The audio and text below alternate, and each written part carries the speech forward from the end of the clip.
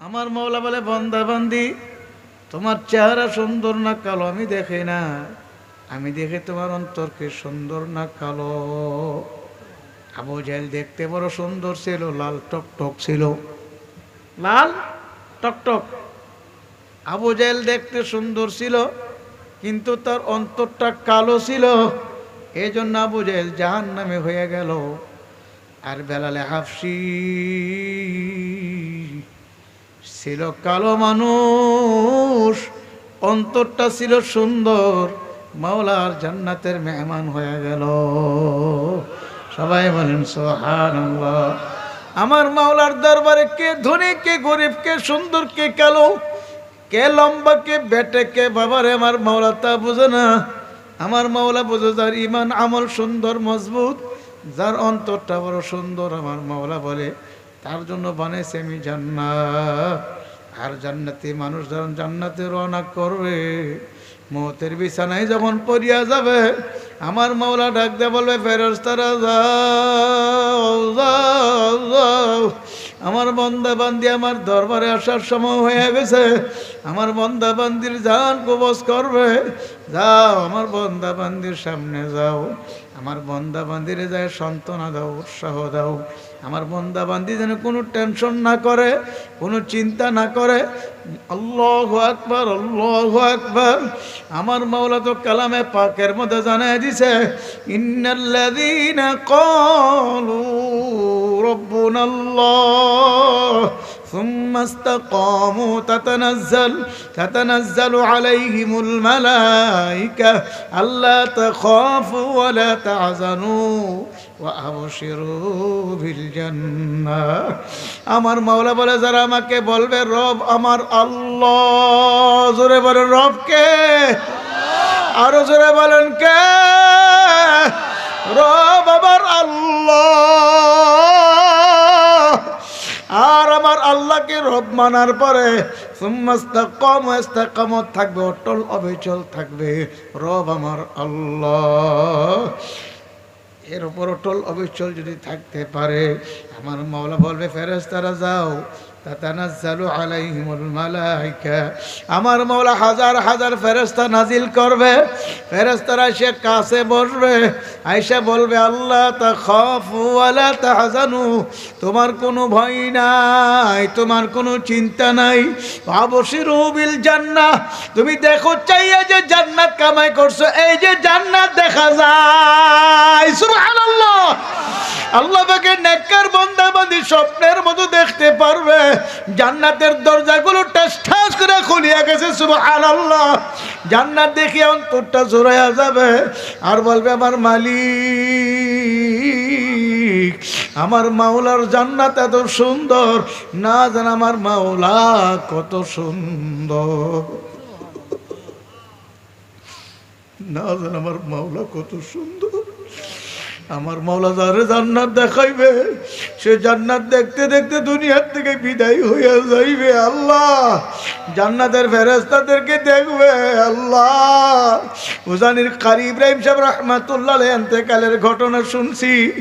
কারি মনসুর আহমদ সাহেব রহমাতুল্লাহ আলাইহি বলছিলেন, আল্লাহ যে আমার বাবা জানের ইন্তেকালের সময় আমরা পাশে বসা, আমার আব্বাজান কথা বলতে পারে না, আর জবাব বন্ধ, কিন্তু হঠাৎ আমার বাবা জান বলে, তোমরা সরো, মেহমান আসতেছে, বসতে দাও, মেহমান আসতেছে, বসতে দাও।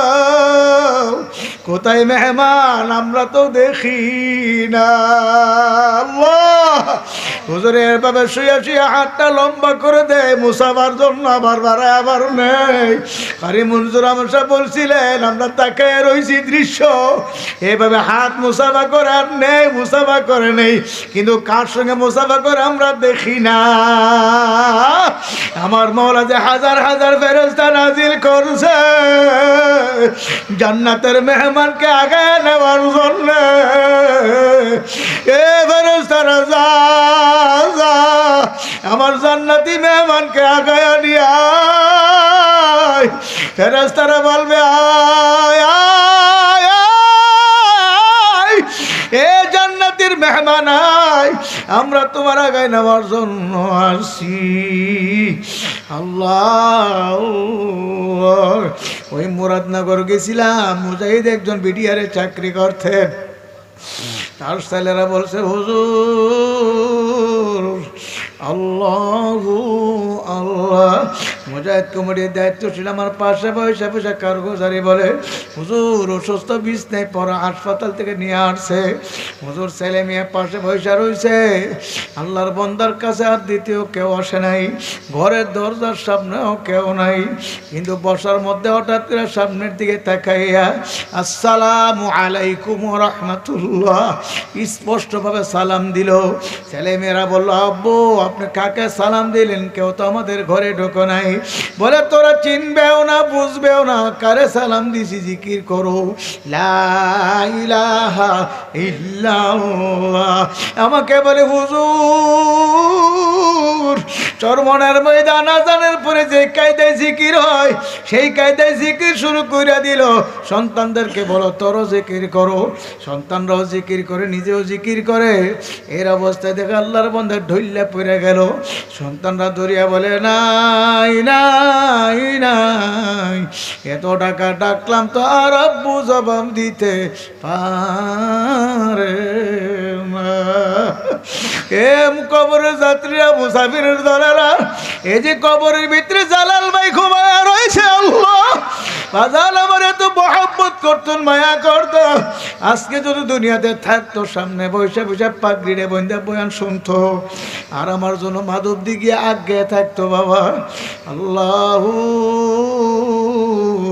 আমিও থাকবো না, আপনিও থাকবেন না, কবরে সবাই চলিয়া যাওয়া লাগবে। কিন্তু কি নিয়ে কবরে রওনা করছি, কি নিয়ে যাইতে আছি? যদি ইমান আমল ধ্বংস করিয়া নাফরমানি করিয়া, আমার মাওলার নাফরমানি করে মতের বিছানায় পড়িয়া যায়, আমার মাওলা ডাক দিয়ে বলবে, আজরাইল নাফরমানকে আমি কত নিয়ামত খাওয়াইছি, আমি কত নিয়ামত ভোগ করতে দিছি, কত দুধ কলা আপেল আঙ্গুর বাদাম নাশপাতি ফল ফ্রুট খাওয়াইছি। নাফরমান আমার নিয়ামত খাইয়া লইয়া ভোগ করিয়া নাফরমান আমার হুকুম মানে নাই। আমি মাওলা ফজরের সময় ডাক্কা পাই নাই, জোহরে আসর মাগরিবে এশায় ডাক্কা পাই নাই। ওরে আজরাইল নাফরমানকে এখন ধরিয়া নিয়ে আসো। আজরাইল ইসলাম আসিয়া যখন তার পুরো রূপটা প্রকাশ করবে, আজরাইল ইসলামের রূপটা দেখার পরে নাফরমানের কলিজাটা থরথর করে কাঁপতে থাকবে। রোহনা 360টা মাকামা দৌড়াদৌড়ি ছুটাছুটি করবে, আমারে ধরো ধরো। আজরাইলের থাবা সহ্য করতে পারবো না। আমার মাওলার আজরাইলের মাথায় আসমানে, পা জমিনে, এক হাত মাসিকে আর এক হাত মাগরিবে, তাম দুনিয়া বরাবর আজরাইলের দেহ। আজরাইলের চক্ষুগুলো বড় বড় নীল রঙের দিঘির মতো হইয়া যাবে, হাতে বের নখগুলো বড় বড় শাক উদালের মতো হইয়া যাবে। আল্লাহ, আজরাইল ইসলামের দাঁতগুলো এত বড় হইবে, দাঁত কিমরানি মারিয়া খবিজ করে ডাক দিয়ে বলবে, খবিজ রুহুরে, আমার মাওলার হুকুম মানো না, আজকে হুকুম হয়ে গেছে তোরে ধরিয়া নেওয়ার জন্যে। আয় আয় আয়। রুহু আসতে চাইবে না, আসতে চাইবে না, আসতে চাইবে না। দুনিয়ার দারোগার ভয়ে যেমন পুলিশের ভয়ে আসামি পালায়, একবার চোখের নিচে পালায়, আরেকবার কারোর উপরে ফালায়, আরেকবার ঘরের দরজার কিনারে ফালায়। পুলিশ বলে, তুমি যেথায় পালাইবা সেখান থেকে তোমার ধরিয়া নিয়ে আসবো। তুমি কোথায় পালাইবা? আয় আয়। ও আসামি, দরজা খুলিয়া বের হ। দরজা যদি না খোলো, তোরে দরজা ভাঙ্গে ধরিয়া নিয়ে আসবো। তখন আসামি আর ধরা না দিয়া উপায় নাই। আমার মাওলার আজরাইল ডাক দিয়ে বলবে, এ নাফরমান, বেনামাজি, সুদখোর, ঘুষখোর, হারামখোর, এ জিনাখোর, টিভি দেখিয়া দাড়ি কামাই না, আমার মাওলার হুকুম মানো নাই, নবীর তরিকায় চলো নাই, অথচ মাওলার নিয়ামত খাইয়া লইয়া বুক করিয়া দুনিয়াতে বেড়াগিরি করিয়া চলছো, বাহাদুরি করিয়া চলছো, প্রভাব খাড়াইয়া চলছো। আজকে আয়, তোর কত শক্তি দেখিয়া দেব। আজরাইল ইসলামের ভয়ে রোহটা বের হইতে চাইবে না। আমার মাওলা আমার মাওলা ডাক দিয়ে বলবে আজরাইল নাফরমানে এমনি বের হবে না, তারা ধরিয়া নিয়ে আসো। বড় বড় নখ বিশিষ্ট হাত মুখের ভিতরে ঢুকাইয়া দিবে, হাতটা ঢুকাইয়া ওর মধ্যে এমন ভাবে খপ করিয়া ধরিয়া এমন জোরে ডাবাইয়া টান দিবে, কলিজার নারী বুড়ি গুলো ঠাস ঠাস করিয়া সিরিয়া যাবে, রোডা টান দিয়া বের করে নিয়ে যাইবে। কেউ তো ধরে রাখতে পারবে ও মুসাফির বান্ধ গাটুরি,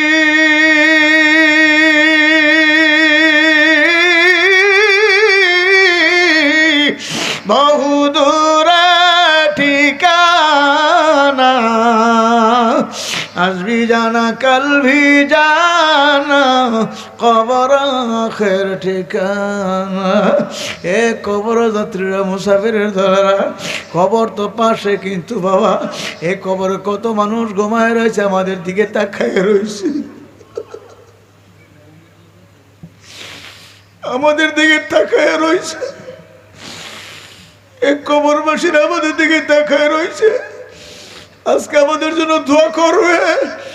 আল্লাহ, সন্তান যেমন ঈদ আসলে খুশি, আজকে ঈদের সময় আমার বাবা আমার নতুন জামা বানাইয়া দেবে, বাবা আমাদেরকে টাকা দিবে মজা খাইতে, কবরবাসীরা আজকে খুশি, আজকে মাহফিলের মধ্যে আমাদের জন্য দোয়া তো হইবে।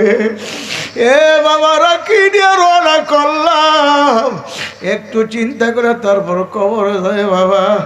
আল্লাহ, কবর এমন নির্জন ঘর, যে ঘরে সাথী নাই বাতি নাই, সাথী নাই রে বাতি নাই রে কবর, বন্ধু নাই রে বান্ধব নাই রে করে। আজকে আমার আপনার কবরের ভয় নেই, চিন্তা নেই। আল্লাহর ওলিদের জীবনে পড়িয়া দেখেন, আল্লাহর ওলিরা কবরের ভয়ে, জাহান্নামের ভয়ে কত কান্দন কানছে। আল্লাহর হাবিবের দুইটা মেয়ে একের পর এক যার কাছে বিবাহ দিছে, যাকে ওসমান জিন্নুরাইন বলা হইতো। ওসমান গনি রাদিয়াল্লাহু আনহু মুসলমানদের মধ্যে, সাহাবাদের মধ্যে সবচেয়ে বড় ধনী, আল্লাহর রাস্তায় মাল সম্পদ দান করিয়া দিল। তারপরও তিনি আল্লাহর হাবিবের পবিত্র জবানের জান্নাতের গ্যারান্টিও পাইল। এরপরও তিনি কবর দেখলে এমন ভাবে হাউমাউ করে কাঁদতে, কান্নাকা তল্লু, হালকা বৃষ্টির পানি ভাইয়া ভাইয়া দাড়ি ভাইয়া ভাইয়া পরে। সাহাবায়ে কেরাম বলতেন, ওগো আমিরুল মুমিনিন, আপনি কবর দেখলে এমন করে কেন কাঁদেন? তখন তিনি বলতেন, তোমরা কি জানো না, আখিরাতের প্রথম মঞ্জিল হলো কবর। আমি যদি কবরের ঘরে ধরা পড়িয়া যাই, আমার হাতে জাহান্নামের শিকল লাগাইয়া টানিয়া টানা জাহান্নামে ফালাইয়া দিলে আমি তো জাহান্নামের আগুন সহ্য করতে পারবো না। চরমনারি সাগর রহমাতুল্লাহ ঘটনা শুনছি, সফর করে 10-12-13 দিন পরে বাড়ি যায় ছেলে মেয়েদের কিনে কি দস্তরখানে খাইতে বসতেন। আল্লাহর কত ফজলুল করে রহমাতুল্লাহ জবানও শুনছি, বর্তমান শায়েখদের কত বয়ানও শুনি, বাজান কিতাবের মধ্যেও আছে। আল্লাহর কত সফর করে বাড়ি যায় ছেলেদেরকে নিয়ে মেয়েদেরকে নিয়ে, একই দস্তর একসঙ্গে বসতেন খানা খাইতে। একদিন খানার জন্য বসছে, খানা আসতে দেরি হইতে আছে। হুজুর বলো, বাবা ফজলুল করি, তোমরা বসো, আমি দেখি তোমার আম্মাজান কেন দেরি করতে আছে। হুজুর হাঁটতে হাঁটতে পাকঘরের দরজার সামনে যায়, দেখে হুজুরের বিবি চুলার আগুনের দিকে ছায়া ছায়া কান্দে। হুজুর বললো, বিবি আপনি কান্দেন কেন? লাকড়ি চুলায় পাক করতে কষ্ট হয়, এজন্য কান্দেন কিনা? হুজুর বিবি বলছিল, হুজুর আমি এজন্য কান্দি না, আমি কান্দি আগুনের দিকে তাকাইয়া। আপনাদের বয়ানে তো শুনছি চরমনার ময়দানে দুনিয়ার আগুনের চেয়ে বড় কোটি কোটি তেজের আগুন জাহান্নামের আগুন, সেই তুলনা তো দুনিয়ার আগুনটা কিছুই না। অথচ এই দুনিয়ার আগুনের ভিতরে এত শক্ত লাকড়ি বরাক বাসের ঘোড়া ঢুকাইছি, এই বরাক বাসের ঘোড়ার এক মাথা দিয়ে আগুন ধরছে, আর এক মাথা দিয়ে ফুসফুস করে ধোঁয়া আসতে আছে। এত মজবুত গাইডগুলো ঠাস ঠাস করে ফাড়ায় ফেলাইছে। এ দুনিয়ার আগুন যদি এত শক্ত লাকড়ি কেমন ভাবে জ্বালাইতে পারে? আমি যে কবরে রওনা করছি, আমার কবরে যদি জাহান্নামের আগুন ভরিয়া যায়, আমি কেমনে জাহান্নামের আগুন সহ্য করব? হুজুরের জাহান্নামের ভয়ে আমি কান্দি। তখন আল্লাহর কুতুব একটা চিৎকার দিয়া বিবির গলায় ধরিয়া চিৎকার দিয়া কান্দে আর বলে, ওরে আমার মাওলারে,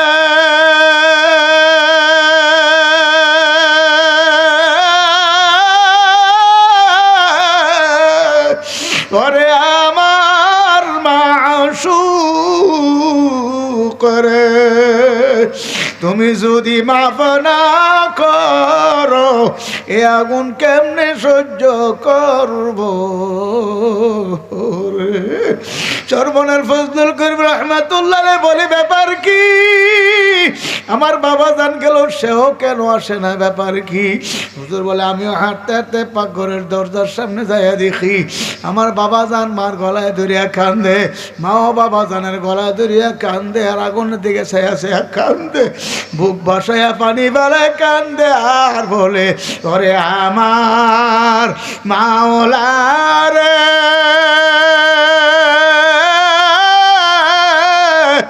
ওরে আমার মাহবুদ রে, তুমি যদি মাফ না করো এ আগুন কেমনে সহ্য করব রে? যাদের জীবনে নামাজ কাজা নাই, তাকবীরুল ছোটে নাই, তারা যদি আমার মাওলার ভয়ে, জাহান্নামের ভয়ে এমন করে কাঁদতে পারে, আমার আপনার চোখে কেন পানি আসে না? বাজান, চোখের পানি আসবে আমার মাওলার জিকির করলে। যখন কলবের ভিতরে মাওলার জিকিরের ধাক্কা লাগাতে পারবো, ওই দিলটা যখন ভাঙ্গে টুকরো টুকরো হয়ে যাবে, ওই ভাঙ্গা দিল দিয়া চোখের পানি আসবে। আর আমার আল্লাহকে আল্লাহ আল্লাহ কয়া যখন ডাকবে, আমার আল্লাহ তখন বন্দার দিকে তাকায় তাকায় বলে, বন্দা কেন ডাকো? আমি তোমার সঙ্গী তো আছি। অফি আনফুসিকুম আফালা তুবসিরুন। আমাদের চরমন আল্লাহর কুতুবের একটি মাত্র জামাতা ছিল, আমরা যাকে দুলাভাই বলে ডাকতাম। আমাদের দুলাভাই লন্ডন প্রবাসী, লন্ডন তার নাগরিকত্ব পাইছিল। উনি যখন চরমনেতে আসছিল মাহফিলের সময়, একটা পত্রিকা নিয়ে আসছিল। পত্রিকাটা আমার আমির এবং নায়েব আমির দুজন পড়ছে। পত্রিকার মধ্যে একজন বৈজ্ঞানিক এই আয়াতটা তালাওয়াত করতে গিয়ে তিনি তাফসীর খুঁজা তালাশ করে, আমার আল্লাহ যে বলছে বান্দা তোমার সঙ্গে আছি কেন দেখো না, এটা প্রমাণ করার জন্য তিনি গবেষণা করতে করতে করতে করতে দেখে প্রত্যেকটা মানুষের শরীরে যে রক্তের কণিকা আছে, প্রতিটা রক্তের কণিকার উপরে আল্লাহ শব্দ লেখা আছে। সবাই বলেন সুবহানাল্লাহ। আমার মাওলারে চিনো না, মাওলার পরিচয় পাও না। অফি আনফুসিকুম আফালা তুবসিরুন। হে বান্দা বান্দি, আমি তোমার সঙ্গে আছি, তুমি কেন আমাকে দেখো না? যখন মাওলার জিকির করতে করতে করতে করতে কলবদারে ভাঙ্গে দিব, আমার মাওলারে বসাইতে পারবো, আমার আল্লাহ অন্তর চক্ষু খুইলা দিবে। যেরকম সুবহানাল্লাহ। কাজে আমার মাওলারে ডাকবো, লা ইলাহা ইল্লাল্লাহ, আল্লাহ বাদে কেহ মাবুদ নাই। লা ইলাহা ইল্লাল্লাহ, লা ইলাহা ইল্লাল্লাহ, লা ইলাহা ইল্লাল্লাহ, illallah, la ilaha illallah, la ilaha illallah, la ilaha illallah, la ilaha illallah, la ilaha illallah, la ilaha illallah, la ilaha illallah, la ilaha